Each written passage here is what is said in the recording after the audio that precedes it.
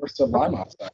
Hello, everyone. This is Chris with Bin Chicken's Vinyl Fair Podcast, Season 2, rolling along. Tonight, I have not one, but two guests, special podcast edition here with the co-owners of Audiophil's Records in Joliet. Phil and Tiffany, welcome to the show. Hello. Hey, thanks for having us. Thanks for coming on. Why don't we, first of all, did I say that name correctly, the name of the store? I'm not sure if I got it right. You did. You did. Awesome. You nailed it. Yeah, it's like audiophile without the E. Right. Now, okay, so I guess I want to start there real quick. Do either of you have like audiophile turntables, headphones? Are you into that whole thing as far as the way that you listen to music in your home or wherever? I personally am, but I'm not. I guess I can say I'm not really a nut about it. I don't have $20,000 B&W speakers or anything. But I do like to dabble, and I don't have a Sony stereo. Right. No, I'm very much in the same boat. I I would love to win the lottery and then be able to deck out my whole system with the highest of the high end stuff. But right now it's just pretty your pretty basic turntables and headphones and stuff like that and speakers. So. And that's what we have. I mean, I have a Sansui 9090 is my nicest unit right now, and it's by no means junk, but it's by no means what some people out there are playing. Sure. Oh. Now, why don't you go ahead and tell us a little bit about the store or how you decided to open it? Anything really you want to say about the record store you guys run? Well, we decided to open it. We'd been talking about it a couple years because it's just kind of what our family did for fun. We've got a couple younger kids, so we would make days of it where we kind of like route ourselves around and stop at record stores and then take them toy stores or bookstores, fun stuff like that. And that's just kind of how we filled our time. So we always said like, oh, we could do this. And then we just stumbled upon this spot. We took the kids to the library and it was here and available. And it was like the perfect size, the perfect shape. Everything was like great. We're right next door to the historic Rialto Square Theater in Joliet. So we really got a nice prime location, and the city worked with us and kind of pushed us through, and we're here. We've been here about a year and a half now. It's going really well. We just went full time, just got Record Store Day approved. So we're really doing it. Really doing it. And how would you say your reception has been in Joliet from the community? It has been amazing. The people we have met in the last year, they've just totally embraced the whole scene, what's going on. They're happy to have one back in town. Back in the day when downtown Joliet was huge, we had a couple. Some people come in, they remember when those closed. They know how close we are to them. It's cool to hear their stories about how it used to be. We're kind of on a resurgence right now. This whole area is kind of blowing up. A lot of good things are happening. It's really exciting to be down here.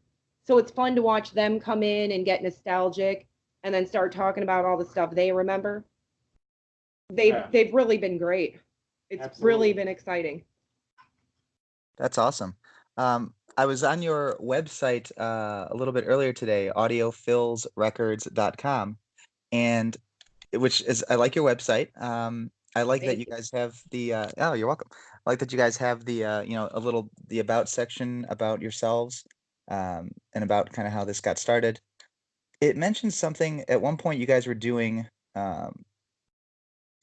Thursday, like the third Thursday of every month, you were spinning vinyl or something at a local microbrewery. Is that still going on?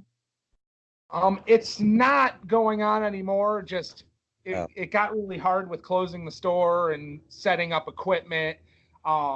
It's a wonderful brewery. We would actually love to still do it. It's just a matter of time. The brewery we were doing it with was a local brewery in Joliet called Elder Brewing, run by the Poly the Poly family, we'll call them. And yeah, they invited us in, and that's actually when we found out that there was a local music scene that we became passionate about, and kind of what our record store is actually known for around here is the local music scene. Very cool. Did they they have turntables there at the microbrewery, or did you guys bring your own equipment? At the time we brought our own. and kind of just hooked it up to a PA system. So it was, it was what it was. It was a lot of fun. Now they actually have their own turntable, so you could bring in a record, spin it over there if you'd like. Come to Audiophil's, buy a record, go to Elder, have a beer, and spin it. That's awesome. Yeah, go ahead. No, that's it. Sorry. No, the reason why I asked about it was because there's a bar. I live in the city, so I go out in the city a lot, and there's a bar in the city, Bar on Buena, that had Turntable Tuesdays going for a while, where they had their own turntable behind the bar, and you could bring records in, and the bartender would like kind of look over what you had and pick something out to play. And it's just a nice experience to play vinyl and like you said, have a beer and just enjoy the music. Yeah, and we were letting people just, we were putting them on, but we were letting people put on really anything they wanted, and we didn't matter what it was. We would play one side of it, side 1, side 2, 3, 4, whatever you had. We would play one side, so we got 15 minutes or so, per album, and on to something next. So you'd go from Madonna to Slayer real quick. Made for a nice mix. That's definitely sounds like a good time. Now, how did you both get into record collecting in the first place? Have you been collecting all your lives, or did somebody introduce it to you? I started collecting when I was 11, when I stole my mom's record collection, and she had your standard, Zeppelin albums, but she had a lot of singer-songwriter, Cat Stevens type, stuff. And I just kind of fell in love with sitting on the floor watching the music spin and feeling I can't say nostalgia because I grew up with records in the house, but I guess just kind of the tangibility of it because I grew up in the cassette CD era. So. Yeah. Yeah, I did not. I just kind of tagged along with Phil, and then it was like, well, if I'm going to have this all over my house, then I'm going to have some music that I want. And so I had to go out and find it myself because he wasn't going to bring it home to me. So. What type of music is that, Tiffany? Or do you guys have like battles over, what gets played when? Not so much. Sometimes we take turns, unless you started it, then it's kind of a little more on you. Phil would say that I have terrible taste in music. I like a lot of bad rap music. I like a lot of 80s hair bands. I like a lot of that stuff. She is our store expert on 80s hair metal. So we have that. And 90s rap. There is nobody stronger in that field than I. I was remembering when I was in there. I stopped in your store a couple months ago with Julie, and it's a great little store there. And I don't mean little in any sort of derogatory way at all. No, I get it. It's cozy. It's cozy and it's intimate, and I think that's how record stores should be. They shouldn't be these. But we can jam pack the records in here. Oh yeah, for sure. But I remembered I found some good 12-inch hip hop singles there. You guys had, I think it was a dollar bin that I was digging through. Yeah, that's actually because I'm lazy, and I kind of got bored of pricing, hip hop singles. So I said, screw it. They're $1 a piece, and some are worth 30 cents, some are worth $20. I didn't know, I didn't care, and I just sold them. After I went through them thoroughly. Yeah, she did get what she wanted out of it. But we have a guy, he, in the early 2000s was a club promoter and just had stacks and stacks, typically how it goes. Yeah. I think I remember, Tiffany, you were talking about a single by Crucial Conflict that was in there. Oh, hey. That's my jam. They just came to town. They played at the Forge. I missed it, but I was so pissed. I just wanted to be there for that. From Chicago. Fun fact. Oh, see, I didn't even know. I've only ever heard of Crucial Conflict like a handful of times in my life, but every time somebody brings them up, it's always like their biggest fan. Like whoever knows Crucial Conflict loves Crucial Conflict. That's true. That is how it is. And it's never who you suspect. No, definitely is not. Do either one of you recall the first record that you bought with your own money? I do. It was with the first record I bought, like vinyl record. sadly, was Bruce Springsteen, Born in the USA. I bought it with Christmas. What's sad about that? Well, I bought the album because when I was really young, I had the cassette, and I remembered it and loving it when I was like 7. So when I bought it, I put it on and I went, of all the albums I could have bought, I bought this. And it was just kind of a sad day. I do still own the album though. Very nice, very nice. I'll tell you, the very first album I ever spun on a turntable was Zeppelin 3. Wow, you guys are good. I could not answer that question. I can tell you that my most traumatizing experience, I put down a used pre-loved In Excess Kiss, and I bought a warped sealed copy of Master P's Ghetto D. It has since fixed itself, and it is amazing, and I'm probably one of few that have it, so bam. Bam. There's that. I think about that all the time because I really am still looking for In Excess Kicks, so if anybody's got that, let me know. I put it out in the bins every time it comes in. I thought I had one.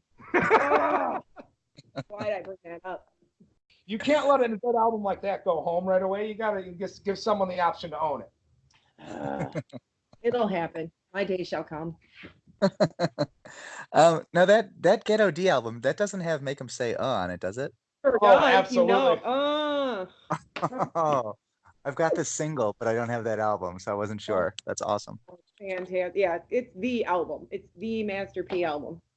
I'll debate anyone that says otherwise. We're about to debate. How do you guys select the records that you stock in the store? Well, by stock, are you talking about new release, new albums, or just the fun stuff I have hidden? Well, I guess both. If there's a different process for each one. Absolutely. See, I personally don't pay any attention to the new albums or the new releases. It's just, there's hundreds every Friday. I just gave up. I don't care. Tell me what you want. We'll go from there. As far as like we call them the pre-loved albums, I know a bunch of dealers and guys like that, but I do a lot of, I guess you can say talk. I talk to people about who's got what sitting where. And we do pretty well with people walking in saying how we're one of the only record stores within miles. So, but now as far as the new albums that come in, that's actually all Tiffany, and she really just kind of throws some dice in her hand and shakes them up, blows on it, and goes, well, we're going with these. There's a little more than that. I try, we got kids that come in because vinyl is cool now and it's on trend. So the kids come in and they're looking for things, or they tell me, you should check this out or this. So I've actually, since we've been here, I've learned a lot more about new music. It doesn't all suck. There is some good stuff out there. So I just try to listen to what people are saying, and then I check it out. And then, if I don't turn it off right away, then maybe I want to, roll the dice on it. Sure. Yeah, but it's really just my choice, though, which is kind of weird. Yeah, I would definitely say we specialize more in the pre-loved, market. But we're getting there. We're record store day approved, so now we're jumping into that hole, which is exciting. We're excited to, to finally get our hands in there and see how that all works. So that'll blow up our new record market a little bit more. Okay, so I'm glad you brought that up again, because I did have the record store day list up. The Black Friday record store day just got released yesterday. The list of have you gone through it yet? A little bit here and there. There's a lot to go through. There's like 177 pages yet, or whatever it is. You got lines. But we have really kind of relied on what do people want. That's what we'll go for, obviously, and we'll get what we get and not throw a fit. Right. But we shared it, and we're getting a lot of feedback from it. And it does appear that Pearl Jam Unplugged seems to be winning for the most requested that's album. True. Yeah, that does not surprise me. I did see that one, because every time the list comes out, that's like I'm so excited when the list comes out because I want to tear through it and just spend time at work, you know, digging And into the from whole. what I from what I Start saw, circling I everything. think they said they had, I think, don't quote me on this, but I think they said they were like 15,000 copies available. So it's like, well, I'm sure we'll be guaranteed to get at least one, you know? We're gonna So Sure, try. sure. we'll put in for a few of those and, you know, basically whatever people say, hey, I'd like to get this. Well, we'll try, Yeah. you know. There's a DMX album that's on that list as well. It's a live performance from Cypress Hill's Smokeout Fest from 2003. So there's some classic DMX tracks on there. So I did see that. Of course you do. That was on the first page. I definitely saw that one. I was also excited because I think the new Jay and Silent Bob movie that's coming out, the soundtrack to that is on this list. And so it's got a lot of dialogue bits from the movie, but it's also got a few songs. And one of the songs is the Q Lazarus song "Goodbye Horses" from the Silence of the Lambs movie. I don't know if you guys know the song I'm talking about. It's that famous scene where Buffalo Bill is having a little private time, and that's kind of like a spooky song that's playing in the background. Do you remember that? Yes, I think so. Now that you said it like that. Well, so it's it's a song that came out I think in the late '80s, and I only knew of it growing up as being from that movie, and I didn't think much of it. And then a couple years ago, I listened to it for the first time in a while, and I was like, this is actually like a really good standalone song. And then I was gonna go on Discogs to see if I could buy it on single, and it's a super, I guess, limited press album from the late '80s or early '90s, whenever it came out. So it's like $200 for the single. So That's crazy. yeah. Crazy Some of those prices, that man, time. for 1990s records are absolutely stunning. Yeah. It's amazing not what that many of it's them. amazing what people would pay for a record from the 90s. Are you guys fans of Dave Matthews Band? Because he's also got a live album coming out on that list. I also saw that one. And I do enjoy some Dave Matthews Band. we actually had a couple of his albums in here, and I was surprised. I thought they would go really quick, and it took a special buyer, and I was Really? very surprised. But then I assumed that anyone who wanted it probably already had it. Do you guys have any good stories or good finds from when people would come in with their collections and sold you stuff? Like what's either the craziest record that you saw that somebody brought in for sale, or the coolest record, or the most expensive record? Well, there's a couple.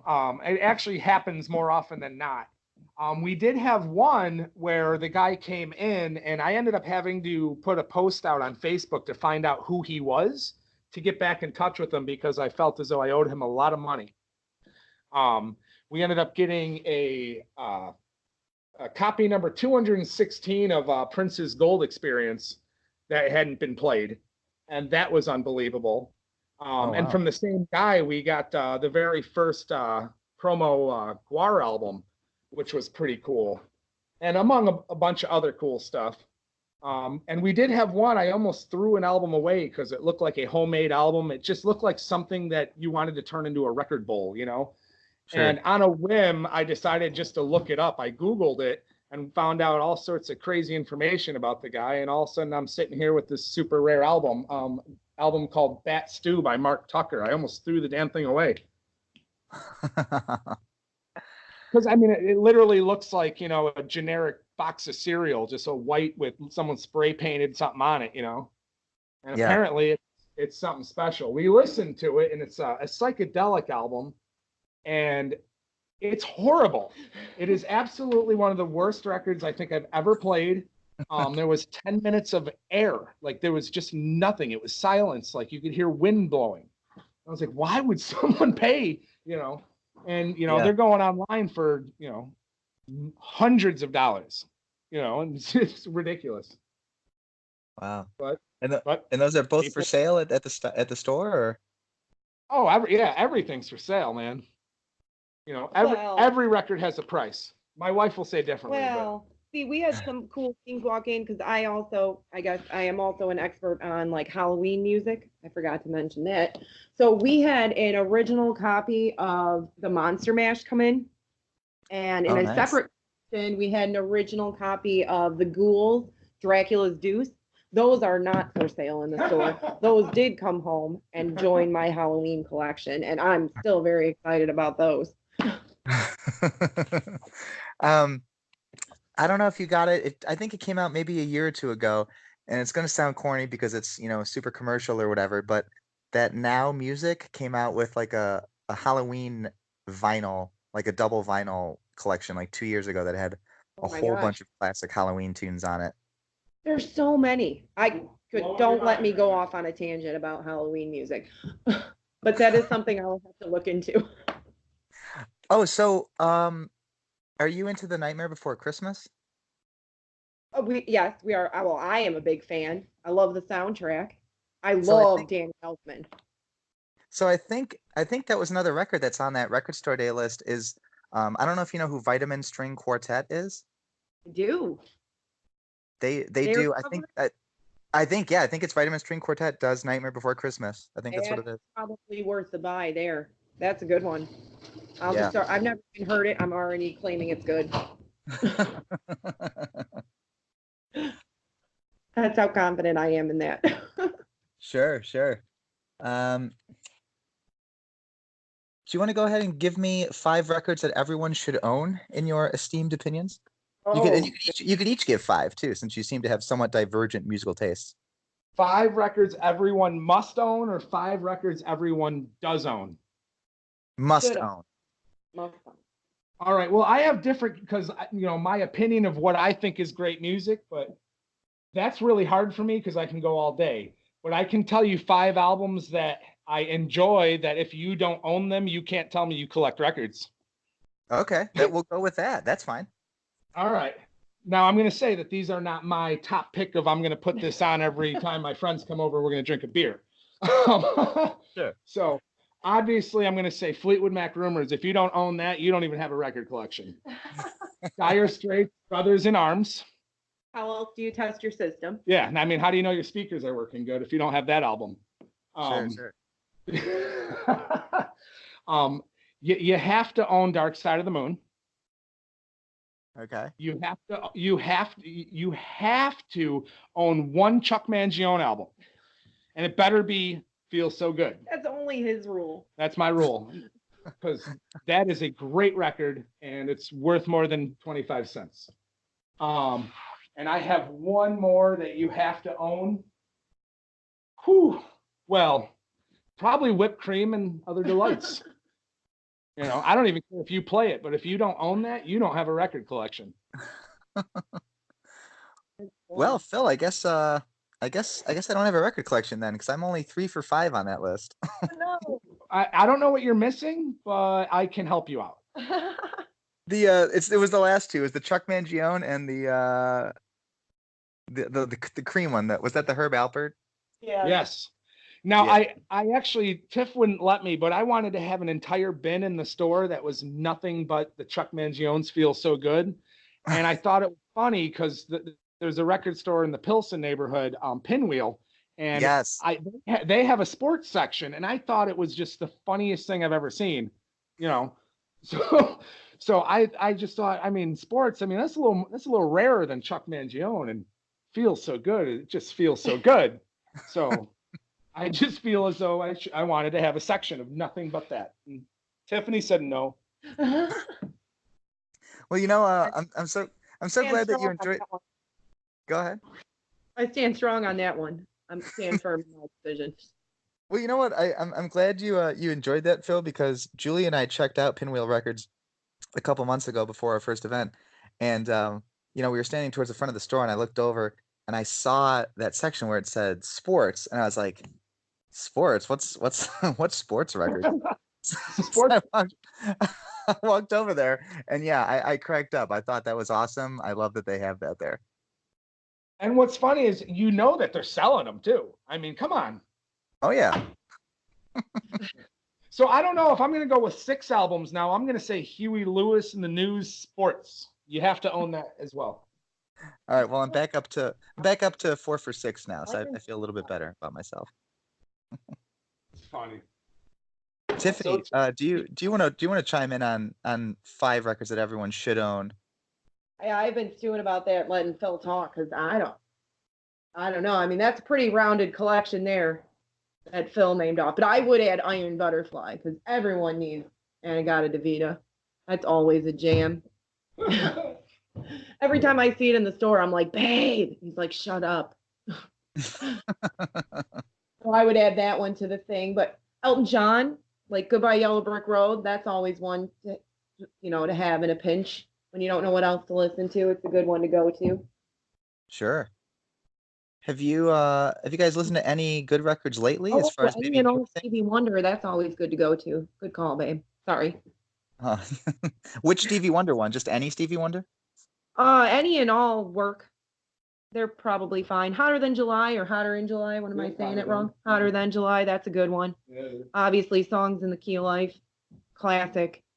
Hit from start to finish. Yeah. Ooh, Marvin Gaye. That's a good one. Everyone should own that one.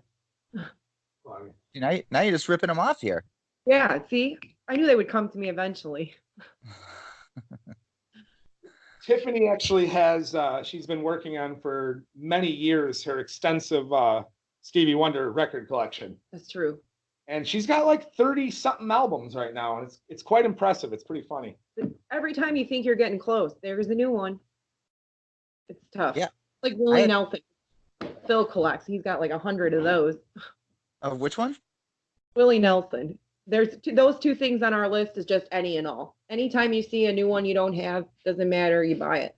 I'm working on every single Willie Nelson album he's ever put out, and it's very hard because he puts like 2 out a year now. So I had no idea. I had no idea either Willie or Stevie had that much in their discography. Yeah, it's ridiculous. Well, the Stevie one's fun because I mean he does so many like compilations with other people. Collaboration, sorry. And every once in a while you find one where the younger one or a little Stevie. Yeah, the jazz stylings. Those just kind of pop up every once in a while, and you're like, what? What is this? So you got to get those too. Do you guys ever buy things online, as far as like for your personal collection or for the store? Never once. Oh, okay. I have never bought nor sold a record online. It seems like it's a principled thing with you here, Phil. What do you mean? It sounds like you have something against it, maybe.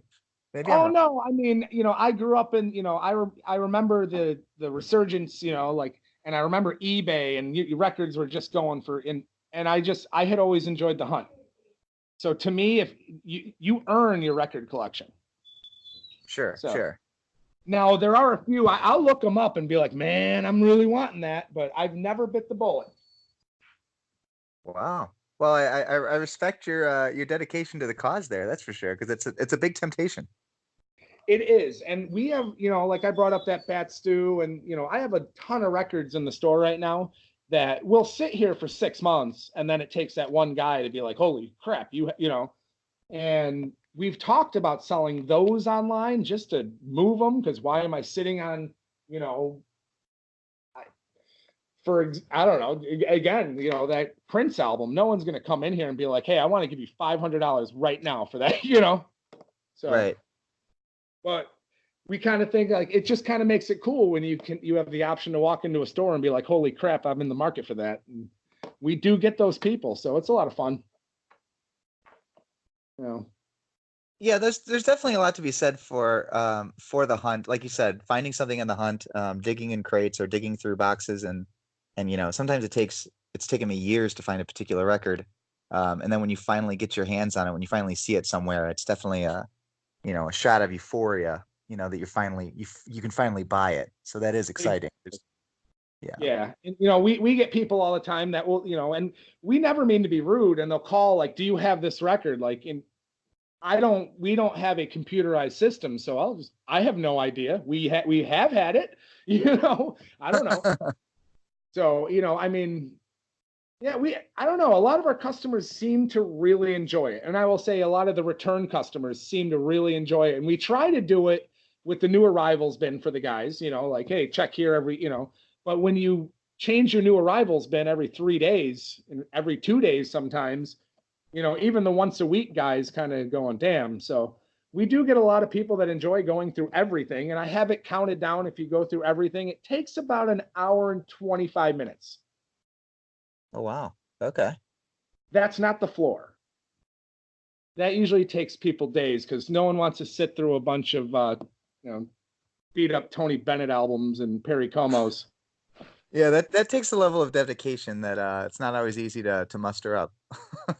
That's why you keep the Purell around. You gotta give him some hand sanitizer. Do you guys have any favorite record stores of your own that you besides your own that you like to visit, or either in the city or in the burbs? I do. My favorite record store was For a Song, which has recently moved to Michigan. Yeah. I loved going there. I could sit and talk to them for hours about general everything. I really like Record Wonderland a lot. He's got a lot of good stuff, and you can sit and talk to Steve for days about anything. I've actually called him up and asked him, advice about certain albums I've gotten in, like, what do you know about this? Sure. I really like Beverly. That's one of those that you better be willing to get dirty, but I love Beverly. More, I think, for nostalgic reasons, because I've been going there since I was like 11 or 12. Yeah, I mean, I really like every record store. To me, I like for some reason. Sure. I can't really, and like we have 3 record stores technically in town. One's a disc replay, and the other one is a music school, J&B Music. And I always joke with the guys, it can't be a competition because I definitely have records you don't have, and you have records I don't have. So goes back to that hunt. Do you guys have CDs there? I think I saw on the website that you guys carry CDs for local musicians. Yes, strictly local. That is something we're very proud of. What we have is our local music rack. Well, now we have 2 racks. And what it is basically, if you're in a band and you have a album out, I even have albums that are pieces of paper taped together to make the case. I mean, it is what it is, but we'll sell them for you at no cost to you. If you want $20, $10, $5, that's what you get. We take nothing. We do see, their records, tapes, all that, but only local. And also, if you get us a copy of your CD, we have a local radio show once a week, and we play only local music on there. Wow, that is awesome. Yeah, if it doesn't have any swears in it, we will play it. If it's good, we let customers know it's good. We play a lot of local music in the shop. If it's bad, we don't say anything. Just that band, yeah, they're So sure. Yeah, but is that go ahead. Is that a radio show that you guys do? That you and Tiffany put on, or is it something with the city? Well, it's the Audiophils presents the What's Going Down in Downtown J-Town Local Music Bonanza on 88.7 FM. It's the University of St. Francis radio station. Wow. So, yeah. When is that? They just changed the hours on us like last week. Tiff, what is that? Friday, 10 to 11. There you go. Friday, 10 to 11:30. 88.7 FM. And if you can't get that because you're out of the Will County, Southern Cook area, then you can stream it online. It's very cool. Very cool. Yeah. You guys have an event coming up, correct? We do. We do. Saturday the 26th, we have gotten the Joliet City Center Partnership, which is a downtown business group. They are going to let us shut down the street in front of our store. We're going to go around the corner on Chicago Street, which is historic Route 66, which is a fun fact. And so we're going to have some vendors with some fall stuff, and we got 4 bands lined up to play. They're a little bit on the heavier side of things. We're really excited to get them on this side of the river. And is that free of charge for attendees or? It is. It is free. It is 21 and older though. Okay. So are you guys going to have some of the breweries participating or? Well, we have got this awesome little pub down here, Chicago Street Pub. Joliet Brewers. They are handling our booze. So he's going to have a bar, 2 or 3 bars set up with some Halloween cocktails and a local bar where the local bar will have our breweries because we've got a bunch in Will County. So I don't know how many he's going to have out there, but I can tell you we're going to have Elder Brewing and Migraine, both in Joliet. which is they're our neighbors. So we know we'll have them. Well, that sounds like a good time. I'm going to be coming by to represent the Bin Chickens Vinyl Fair. I'll have a couple crates of records for sale if you guys don't mind. And That's awesome. yeah. Can I look through them first? Sure. You can have first dibs on them, no problem. You heard that, everyone. Back off. Do you guys have a lot of 45s there? Do you sell 45s? Oh, good friends of ours who own a record store once described 45, 7 inches, whatnot to us as sorting rice. And I couldn't agree more. I can say that we do have thousands of 45s here. I pay absolute, kind of like the hip hop singles. I pay no attention to them. So you can get me for a $90 45 for $1, or get a 10-cent 45 for $1. I don't care. Just please get them out of my store. We have never purposely bought collections of 7-inch, but we have thousands because every collection or every estate I buy or every guy I meet up with that wants to, make the deal always seems to have 20, 30, 145 sitting in the bottom of a crate somewhere. And you're like, great, so, I mean, it's kind of I do pay a little more attention to the 78s. We sell those for, nickels on the dollar because no one wants them, but I do pay attention to those because sometimes, you get yourself a good one. Still looking for that Robert Johnson 78. I don't know if it's ever going to come. Now, 78 was the original speed of records, right? That was before the 33 RPMs came out. Yeah, absolutely. So not every record player can play those, correct? That is true. Well, don't forget you have a lot of transcript records and stuff like that. It's a lot of 16 speed records, which a lot of people didn't know existed. I did not know that existed. No. Yeah. So you got 16 speed, which would be a lot of speech stuff, and I guess it would be like a book on record back in the day. The original audiobooks. You got it. I actually we own 27 turntables, my wife and I, and we have it figured. I have one that will play 16, and it is a 1970s school record player, the Caliphone. Love that thing. Take it anywhere. Wait, do you guys have 27 turntables in your private collection or in the store or what? All of the above. We don't sell them. I mean, some are on display in the store, some are in the house, some, Yeah, I have issues. Some might call it a hoard. I mean, behind the counter right now, we have 3 turntables ready to go and set up. I don't know why. Sometimes I'm just closer to one than the other. So that's to play music on at the store. What's that? So that's when for you to play music during the store, at the store during the day. Absolutely. And, it's funny when we opened the record store, we used to go through maybe a stylist every year and a half, 2 years, we take care of our stuff. Since opening the record store, we get about 5 to 6 months out of a stylist before that damn thing's worn down to a nub. Wow. It's funny. Yeah. Because, I mean, the turntable, when we're in the shop, it does not stop. It's just constantly going. Kind of funny. Yeah, That's part of the job, too, is trying to keep up with that and what to play next. Right. Every 23 minutes, doesn't matter what you're doing, you got to get up. Now, do you guys work at the same time? So is it like you take turns picking the next side or? when we're here together, that's how it is generally, which is still very hard because then you got to be ready when that's over, and you don't really want to lull.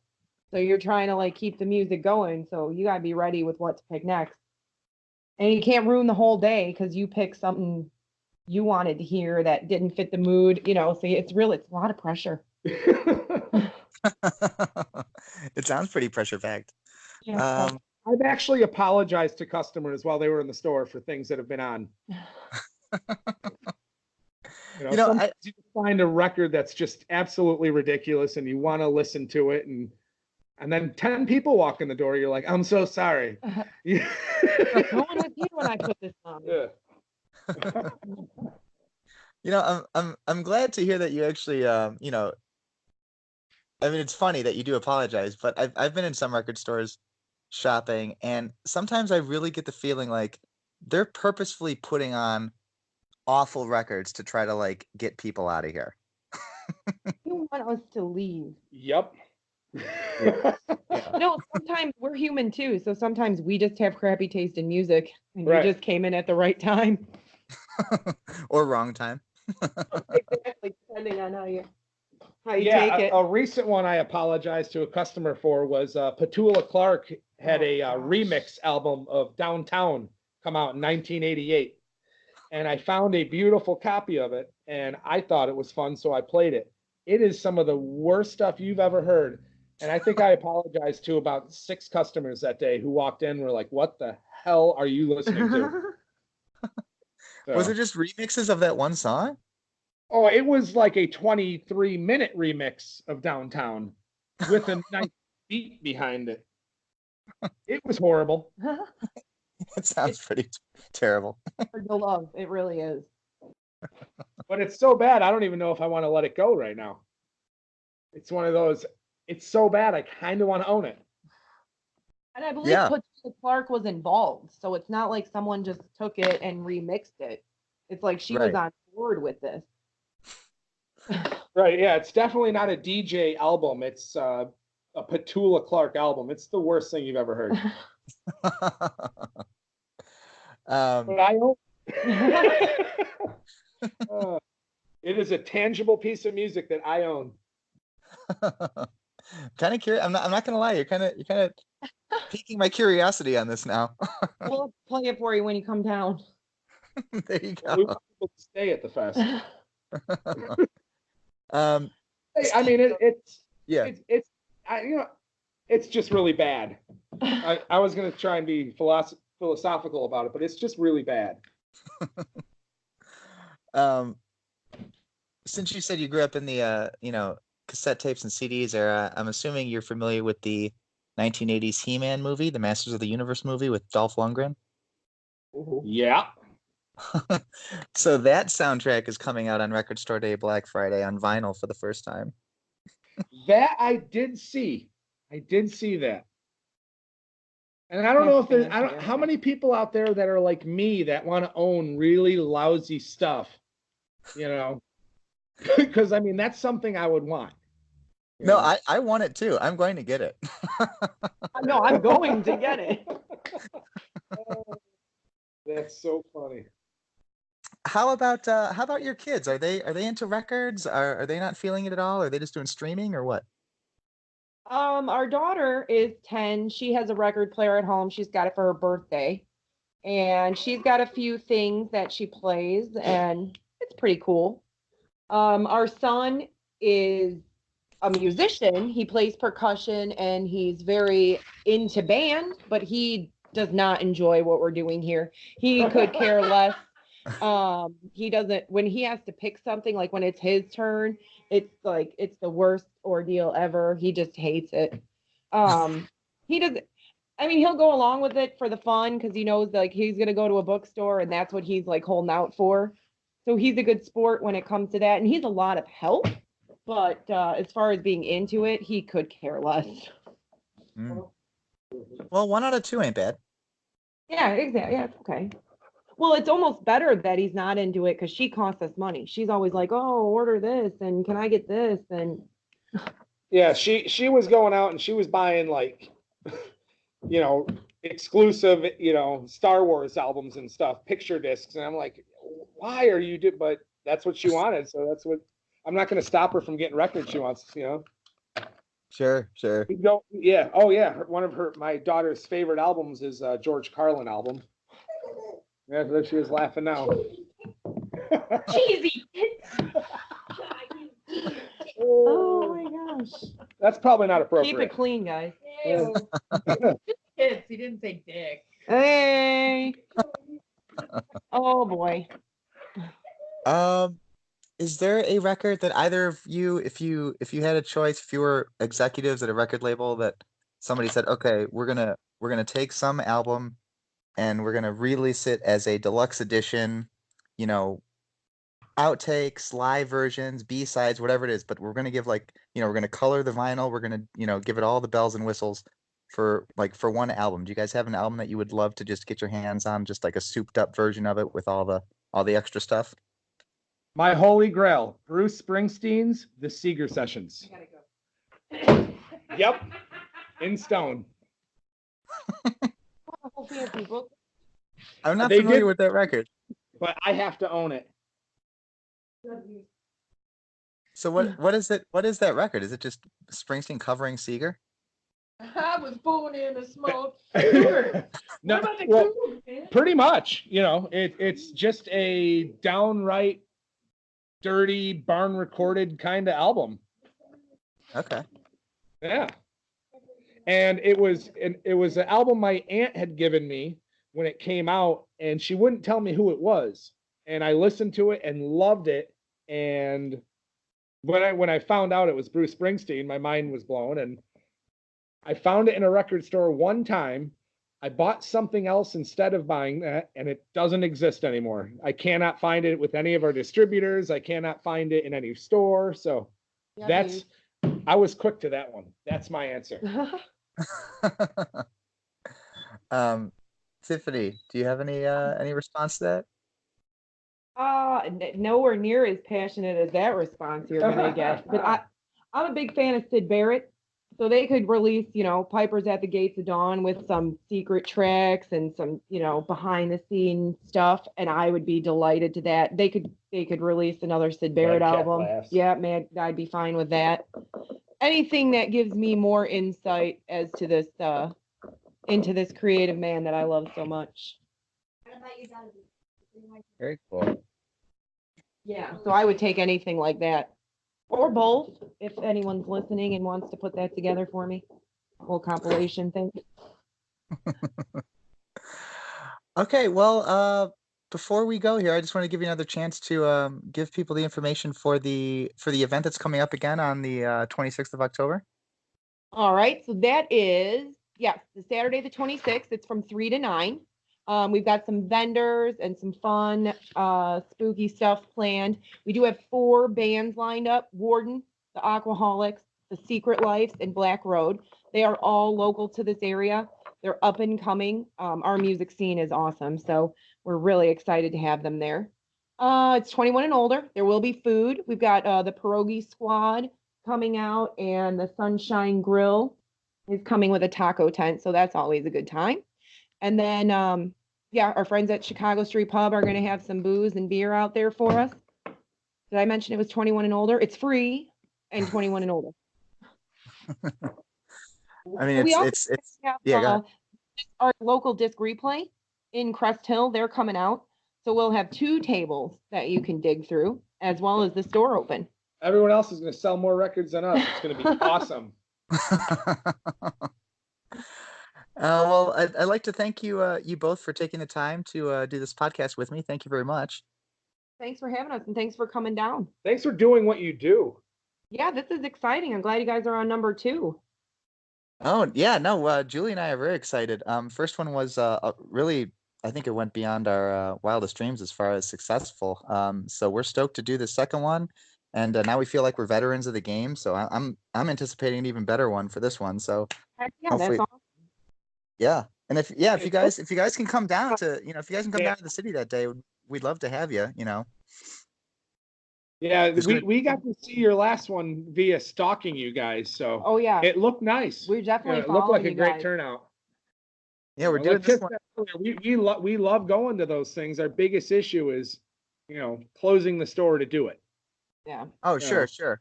No, I just meant So- even if even if, one of you wanted to come down and shop at it, we're gonna have a lot of good vendors there. So if you're looking for that, maybe somebody has that Springsteen Seeger Sessions album you're looking for. Oh. Maybe they do. Now you got his Maybe wheels they turning. do.